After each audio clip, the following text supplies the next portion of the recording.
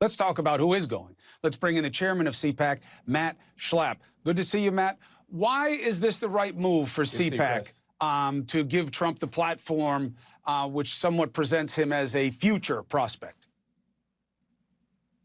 Well, I mean, the reason why it's right for President Trump to be at CPAC is because he just spent 4 years enacting the most conservative policy we've ever seen from any president, certainly any Republican president. And 73 million Americans voted for him. They thought the policies helped make America strong. We weren't apologizing overseas. The forgotten men and women had great economic prospects. And, you know, he simply did what he said he was going to do. So why not have him speak? It seems to me that it makes perfect sense that he would come back and talk to his followers and faithful and talk about what's going to happen in the future. Because it makes CPAC tacitly endorsing his election farce. Well, I don't know what that means. Well, he lied about the election being a fraud, and you having him there and giving him a platform seems to be your acknowledgement of the same. If you have him on the platform, then you're saying, so yeah, we like what he says.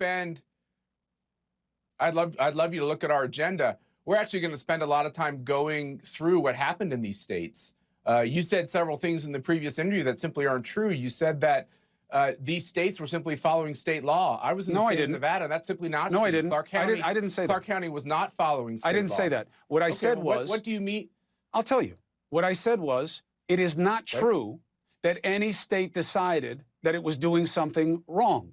And states get to decide. And it was adjudicated. You just don't like that you lost in the state. You don't like that the Supreme Court refused to see any merit to your claims. You don't like that when you say people voted in places where they didn't live, the numbers were lower than you suggested and were found unimpressive to the court. You don't like those things, but those things are true.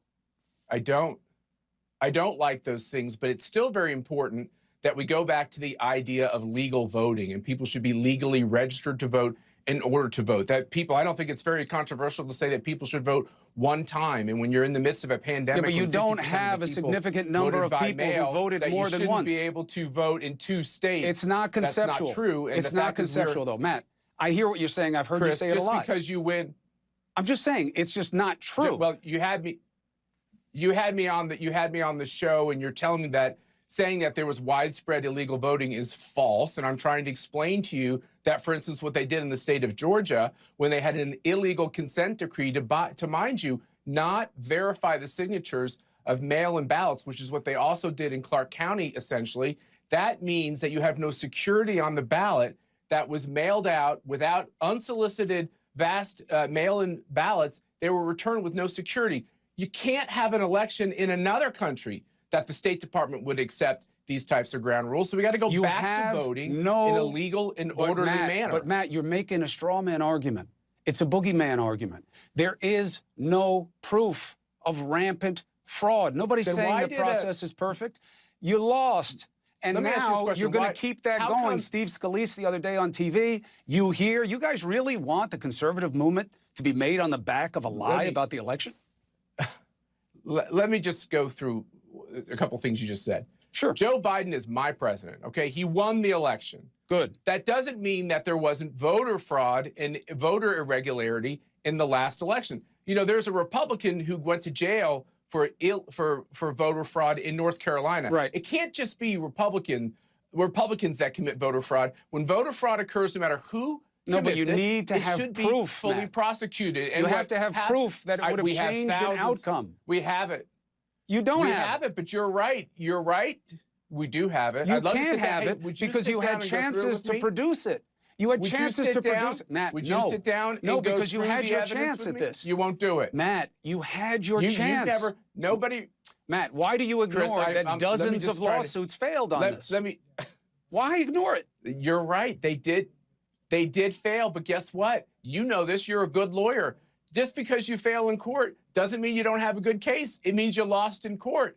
And the fact remains that you can say it wasn't enough voter fraud. I don't think any voter fraud is acceptable. I actually think we should try to get rid of all of it. You should never be able to vote through the mail in this country without somebody on the other side making sure it was you and making sure that you're a legally registered voter. Georgia state officials. You must agree with that. Georgia, Chris, do you agree with what I just said? You must agree with that. I agree with the premise. I don't agree with the proposition of what happened.